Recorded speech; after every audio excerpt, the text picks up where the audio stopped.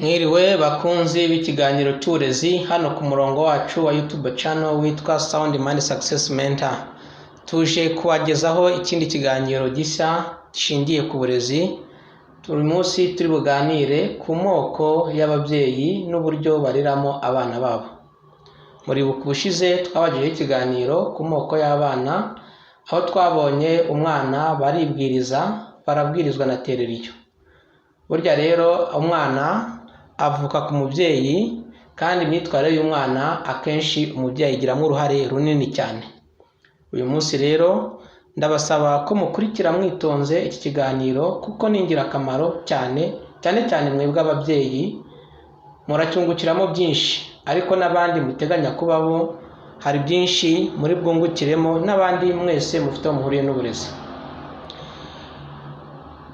Wakwibaza uti ababyeyi bazamwe amoko bate? Ababyeyi buriya bahuriye mu moko ane y'ingenzi. Iyo witegereje abana batandukanye baboneka ku mashuri, ahantu hatandukanye abana bahurira, imyitwarire yabo, imyigire yabo, ibyo bageraho n'ibibananira, wibaza akenshi impamvu umwana uyu nguyu ashobora ibi undi ntabishobore, yitwara atya undi ntabikozwe. Biriya bifite imizi mu miryango yabo. Ubushakashatsi bwagaragaje amoko ane y'ababyeyi, ariyo umubyeyi gitsire, umubyeyi gitsure, umubyeyi ntacyo bitwaye, n'umubyeyi katabirora. Ibi bishingiye ku buryo buri mubyeyi areramo umwana, umurongo amurereramo. Ibyo bikagira n'inkurikizi mu myitwarire y'umwana we ari mutoya ndetse n'igihe amaze kuba mukuru.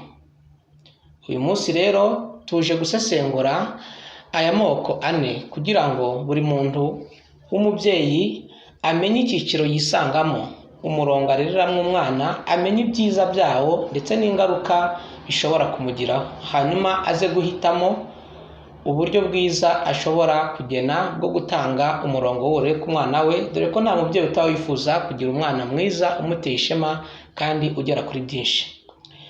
Duhereye ku bwoko bwa mbere bw'umubyeyi gitsire. Umubyeyi gitsire ni umubyeyi utavugirwamo, ni umubyeyi utajya uganira n'abana be, ni umubyeyi ushyiraho umurongo, mbese muri ya mvugo y'iki gihe areresha abana inkoni y'icyuma, abashyiriraho amategeko, ariko abana ntibamenye impamvu y'ayo mategeko, bakaba bagomba kuyakurikiza nubwo baba batayumva. Iyo bibeshye gatoya ntibayakurikize, babona ibihano bikomeye cyane. Ntabwo yita ku marangamutima y'abana.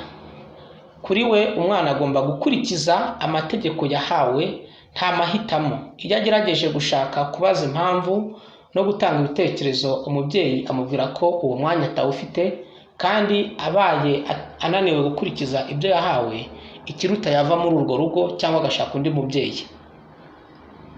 Bene uyu mwana rero warerewe muri uyu murongo arangwa no kubaha cyane amategeko, ariko bikamugiraho ingaruka iyo amaze kuba mukuru, kubera yuko ari umwana ushidikanya ku bushobozi bwe, nta cyizere aba yifitiye, kuko aba yararerewe mu bwoba bukabije cyane. Bene uyu mwana rero ashobora kwadukana ingeso mbi nko kubeshya kubera gutinya ibihano. Nguyu umubyeyi gitsire n'uburyo areramo. Ubwoko bwa kabiri bw'umubyeyi ni umubyeyi gitsure. Umubyeyi gitsure ni umubyeyi utanga umurongo umwana agomba kugenderamo, gukurikiza, kugenderaho. Haba hari amategeko umwana akurikiza, ariko kandi aya mategeko arasobanurwa. Umwana asobanurirwa impamvu yashyiriweho iri tegeko, icyiza n'ikibi, icyiza cyo kurikurikiza n'ikibi cyo kutarikurikiza. Umubyeyi gitsure nawe agira ibihano atanga ku mwana utakurikije amategeko, ariko ibi ntibitungura umwana cyane, kuko umwana aba yarasobanuriwe impamvu y'itegeko n'ingaruka mu kutarikurikiza, ku buryo ibihano ahabwa ntabwo bimuhahamura, kuko aba abyiteze kandi abizi. Iyo bishobotse asaba imbabazi, maze yatanga ibisobanuro byumvikana kandi yagaragaje kwicuza, umubyeyi gitsure ashobora kumubabarira. ahangaha ni itandukaniro rigaragara n'uwa mbere Gitsire, kuko Gitsire we iby'imbabazi atabikozwa kuko iby'amarangamutima y'abana atabyitaho. Tugarutse ku mubyeyi Gitsure ubwoko bwa kabiri turimo turaganiraho. Umubyeyi Gitsure arangwa n'urukundo mu burere bwe atanga mu bana be. Afata umwanya wo kuganira n'abana, akababaza ibibazo ku myitwarire yabo, ku byo bashoboye, ku bibagora, ku mpungenge, ku matsiko, ku byo bibaza, ndetse nawe bakamuha ibitekerezo bajya bagira ku bintu abakorera n'ibyo babona hirya no hino. Umubyeyi Gitsure ashima cyane umwana wakurikije umurongo yamuhaye, akamushimagiza kugira ngo umwana n'ikindi gihe nawe azibwirize akore igikwiye kandi agendere ku murongo mwiza. Uyu mubyeyi rero agira abana beza cyane. Umwana warerewe muri uyu murongo wo kurerwa n'umubyeyi w'Igitsure, iyo akuze usanga ari umwana ushobora gufata inshingano ku buzima bwe kuko aba azi kwiha umurongo kandi nawe ubwe akiha gahunda agenderaho. Ni umwana ufata inshingano ku buzima bwe ndetse no ku bw'abandi. Ni umwana wigirira icyizere kubera yuko aba yaratojwe gutandukanya ikibi n'icyiza, bityo akaba atahuzagurika, azi umurongo ukwiye n'udakwiriye, amahitamo ye akaba afite icyo ashingiraho kandi akenshi akagira amahitamo asobanutse. Tuvuye ku mubyeyi Gitsure, reka tujye ku bwoko bwa gatatu aho dusanga umubyeyi ntacyo bitwaye. Umubyeyi ntacyo bitwaye atandukanye n'umubyeyi Gitsure kubera yuko we yemerera umwana ibintu hafi ya byose.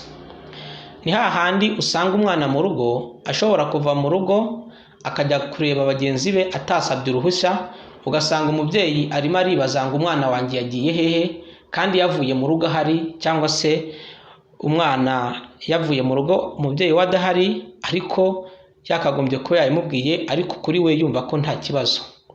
Ibi rero usanga ariko umubyeyi aba yaramureze, aho aba yaragiye amureka agakora ibintu byinshi, ntamuhane, ntamubaze, ntamucyahe, ndetse n'igihe yakabije akamutenguha ku bintu bikomeye, aho kumuhana amucyaha ndetse amwereka ko amufiteho ububasha, usanga amwinginga, amubuza gukora ibintu mu magambo ariko atagaragaza ko hari ububasha amufiteho kandi ko hari ingaruka byamugiraho.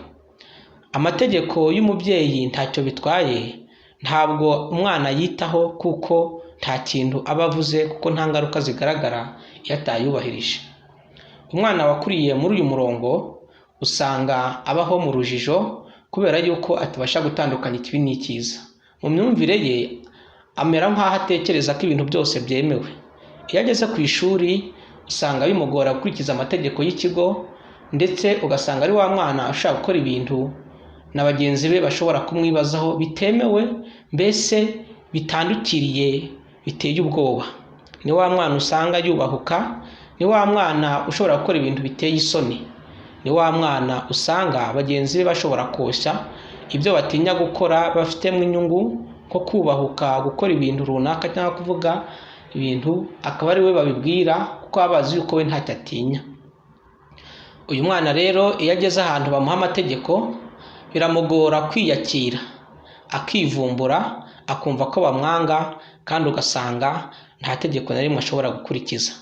Ni wa mwana ugirana ibibazo n'ubuyobozi bw'ishuri ndetse n'ahandi hose agiye, ugasanga ahora ahanganye kuko baba basa naho bamushyira mu murongo atigeze amenyerezwa, kandi akumva rwose ari ukumubangamira. Ubwoko bwa kane bw'umubyeyi twavugaho bugaragazwa n'ubushakashatsi ni umubyeyi katabirora. Umubyeyi katabirora ni umubyeyi ufite umwihariko cyane. Muri rusange ni umubyeyi utaba yitaye cyane ku burere bw'umwana we. Ibi biterwa n'impamvu nyinshi. Akenshi ushobora gusanga uyu mubyeyi ari umubyeyi utaba ufite umwanya, aba afite ubushobozi buke, afite ibintu byinshi byamunaniye kubera arwana n'ubuzima. Ashobora kuba adafite umwanya kubera akazi kamutwara umwanya wose, ashobora kuba afite ikibazo cy'imibereho, nta mikoro afite, ndetse hari byinshi atabasha kubonera umwana we mu byo akenera by'ibanze nk'imyambaro, kumuvuza, imikino ndetse n'ibindi, no kumwishyurira amafaranga y'ishuri. Usanga nanone ari umubyeyi uharira umwana ububasha, kubera yuko hari byinshi biba byamunaniye kumubonera, akabona yuko umwana hari ibyo ashobora kwishakira, bityo ntabashe kumushyiraho amategeko. Umwana wakuze muri uyu murongo wo kurerwa n'umubyeyi katabirora ni umwana ukunze guhura n'ibibazo bikomeye cyane. Icya mbere, aba afite inshingano nyinshi zimuremereye, kuko afata inshingano z'umwana agafata n'inshingano z'umubyeyi we, aho umubyeyi ataba yabonetse cyangwa yabashije kubahiriza inshingano ze. Uyu mwana rero iteka arangwa no kwigunga, kuko aba yibaza byinshi ku mubyeyi we. Iyo ageze mu bandi bana akaganira nabo, akumva ibyo ababyeyi babakorera, agasanga we batayimukorera, yibaza byinshi cyane kugera n'aho ashobora gukeka ko umubyeyi we atamukunda. Ni umwana ushobora kwigunga arakariye ababyeyi be, kandi ni umwana urangwa no guhuzagurika, kuko aba yirwariza mu bintu byinshi yirwanaho, bimwe akagwa ku byiza ibindi akagwa ku bibi. Usanga rero arwana n'ubuzima, ku bw'amahirwe akagera ku byiza, ku bw'ingorane akagera ku bibi. Ariko ni umwana utisanzura mu bandi, kuko aba afite byinshi yibaza ku giti cye. Ngaya amoko ane y'ababyeyi n'uburyo batangamo uburere, agaragara mu muryango rusange w'abantu, kandi ahantu hose aragaragara. Mu kwanzura twakwibaza ubwoko bwiza twasaba ko buri mubyeyi wese yakurikiza. Buri mubyeyi muri rusange ashobora kwisanga ari uyu cyangwa uriya, bitewe n'impamvu zitandukanye. Ibi bishobora gushingira kuri kamere ye bwite, bishobora kugushingira ku bwoko bw'abana arera, aho abarerera ndetse n'igihe abareramo. Icyakora ntabwo twavuga ko ubu bwoko bw'umubyeyi ari bwo kamara kurusha ubundi, kuko buri buryo bushobora kugira umumaro bitewe n'impamvu zitandukanye, kandi bitewe n'umwana. Icyakora abahanga mu bushakashatsi bwabo bagaragaje ko umubyeyi gitsure agira amahirwe menshi yo kugira abana beza, bashobora kwirwanaho, bagakora basobanutse, batsinda mu ishuri, kandi bakura bakaba abantu b'ingenzi cyane, bamwe bafata inshingano ku buzima bwabo ndetse no ku bw'abandi, kubera yuko baba bazi ikibi n'icyiza, kandi bakarangwa no kugira icyizere ko baba barabonye amahirwe yo kuganira n'umubyeyi, akagenda basobanurira ingingo zitandukanye z'ubuzima, bityo amahitamo yabo akaba afite ibintu bitandukanye ashingiraho kandi bisobanutse, bityo ntibahuzagurike.